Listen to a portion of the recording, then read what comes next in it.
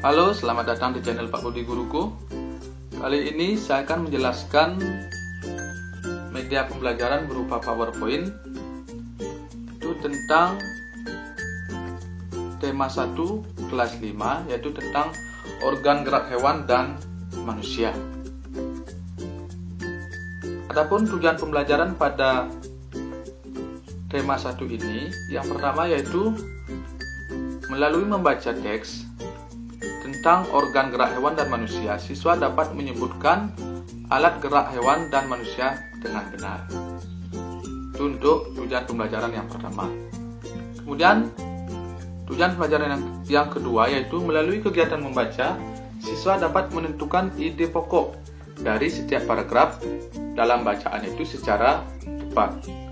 Kemudian tujuan pembelajaran yang ketiga yaitu melalui menulis, siswa dapat mengembangkan ide pokok menjadi sebuah paragraf secara runtut.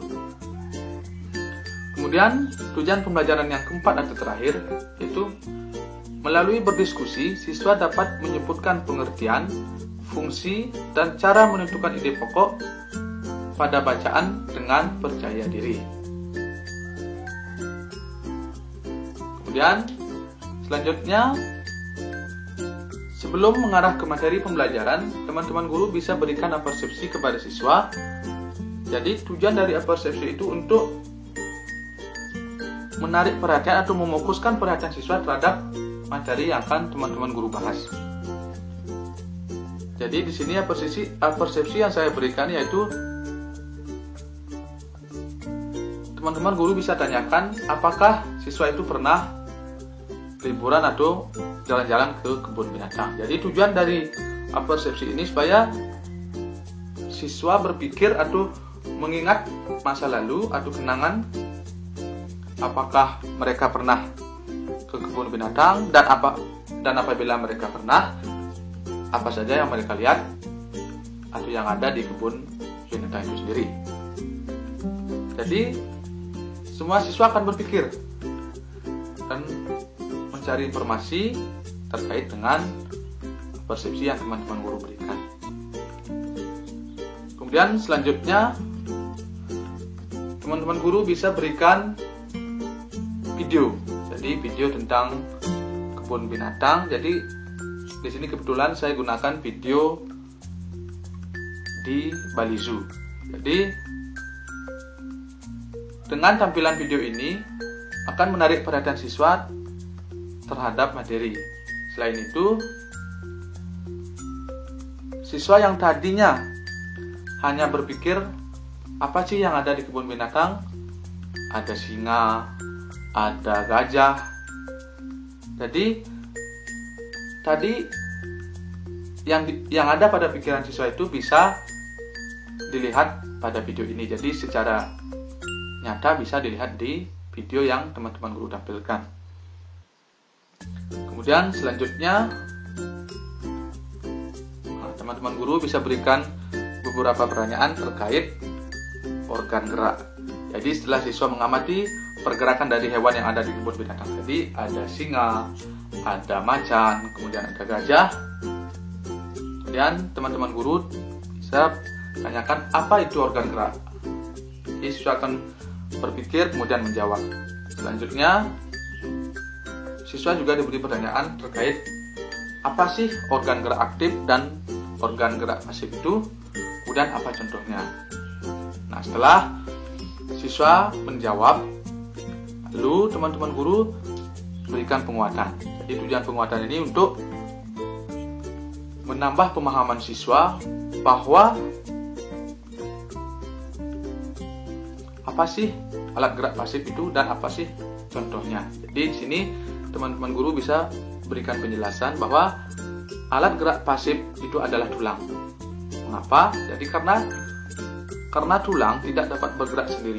Tulang membutuhkan alat gerak aktif untuk dapat bergerak. Dan tanpa alat gerak aktif yang memengaruhi tulang-tulang pada manusia dan hewan, maka manusia dan hewan akan diam dan tidak dapat membentuk alat pergerakan yang sesungguhnya. Dan tulang mempunyai peranan yang sangat besar dalam sistem gerak pada manusia dan hewan. Fungsi utama tulang ya, jadi di sini teman-teman guru bisa jelaskan ada 4 fungsi utama tulang. Yaitu yang pertama, memberikan bentuk pada tubuh dan menopang tubuh. Itu fungsi yang pertama. Kemudian fungsi yang kedua yaitu melindungi organ dalam.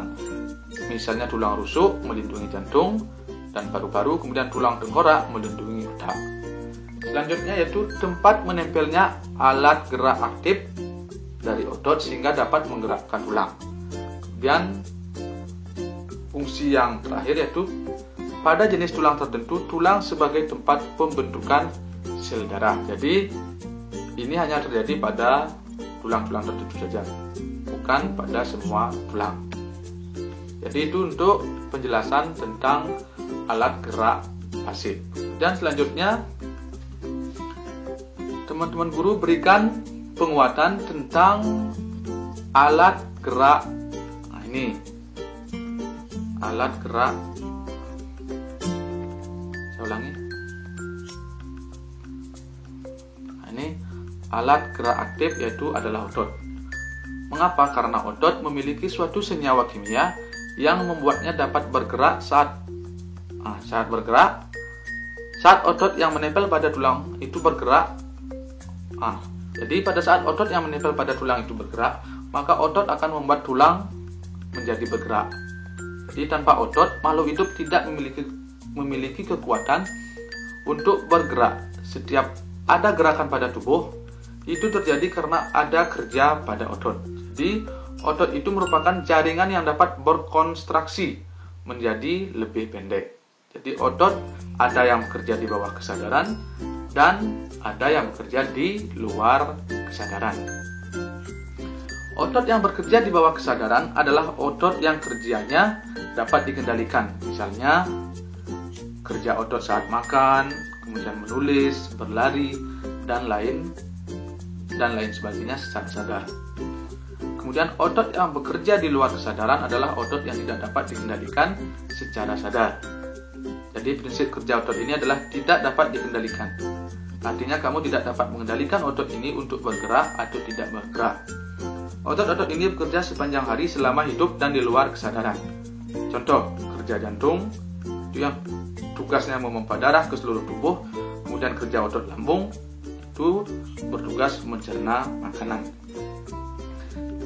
Dan selanjutnya, setelah diberikan penguatan tadi, teman-teman guru bisa arahkan siswa untuk membaca. Jadi membaca ini dilakukan dalam hati secara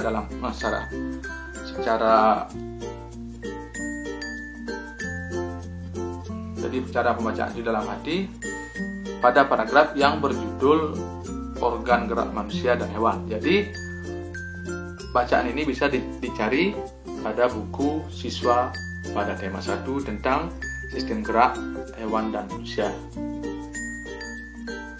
Teman-teman guru berikan waktu beberapa menit siswa untuk membaca sampai benar-benar paham terhadap materi yang dibacanya. Dan selanjutnya, setelah siswa diarahkan membaca, kemudian berikan pertanyaan lagi kepada siswa yang terkait dengan apa sih ide pokok itu. Dan setelah ada beberapa siswa menjawab, teman-teman guru berikan penguatan lagi bahwa ide pokok atau gagasan utama itu adalah sebuah topik yang akan dibahas di dalam sebuah paragraf. Nah, jadi sebuah paragraf yang baik itu harus memiliki ide pokok dan beberapa kalimat penjelas. Jadi ide pokok itu berfungsi sebagai topik pembahasan, kemudian kalimat penjelas berfungsi untuk menjelaskan topik tersebut.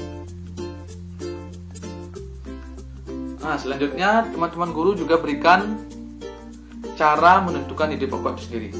Jadi dengan langkah ini maka siswa akan dengan gampang menentukan apa sih ide pokok dari bacaan yang telah dibaca oleh siswa itu sendiri. Jadi di sini ada 5 langkah. 5 langkah dalam menemukan ide pokok. Jadi langkah yang pertama, baca seluruh paragraf dengan cermat. Jadi ini penting. Jadi membaca seluruh paragraf itu sangat penting karena tanpa membaca keseluruhan dari bacaan, siswa tidak akan mungkin memahami bacaan itu. Kemudian yang kedua, Cermati kalimat pertama sampai akhir. Dan temukan atau temui ide pokok yang biasanya berada di awal, akhir, atau awal dan akhir bacaan. Kemudian yang keempat, tandai. Jadi berikan tanda ide pokok pada tiap paragraf. Kemudian tandai info penting dalam setiap paragraf. Jadi itu 5 langkah cara menentukan ide pokok. Nah, setelah siswa diberikan materi terkait ide pokok dan cara menentukannya, kemudian berikan siswa itu latihan. Jadi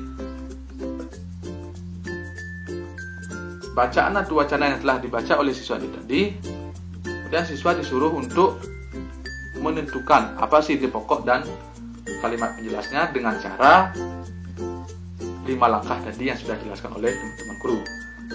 Jadi di sini ada 4 paragraf, ini ada 4 soal yang menentukan ide pokok dan kalimat penjelas. Nah, kemudian selanjutnya tadi siswa disuruh untuk mencari ide pokok dan kalimat penjelasnya. Nah, sekarang guru memberikan ide pokok, kemudian siswa disuruh mengembangkan paragraf.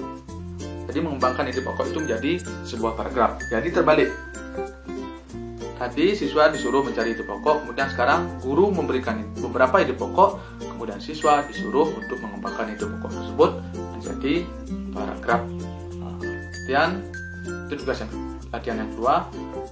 Kemudian setelah tugas yang diberikan oleh teman-teman guru selesai dibuat oleh siswa, arahkan siswa atau ajak siswa untuk melakukan diskusi. Jadi tujuan diskusi ini untuk bertukar pikiran atau bertukar informasi kepada teman-teman satu kelasnya. Jadi pada diskusi ini teman-teman guru bisa berikan beberapa pokok bahasan. Jadi ya di sini ada pengertian ide pokok bacaan, kemudian cara menentukan ide pokok, kemudian dan yang terakhir fungsi dari ide pokok bacaan itu.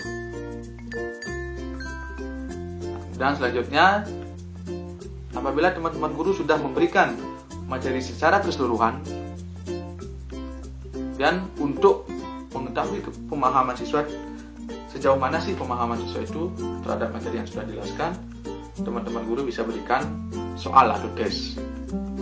Jadi tes ini bisa berupa pilihan ganda, esai maupun uraian. Jadi sesuaikan dengan kemampuan siswa.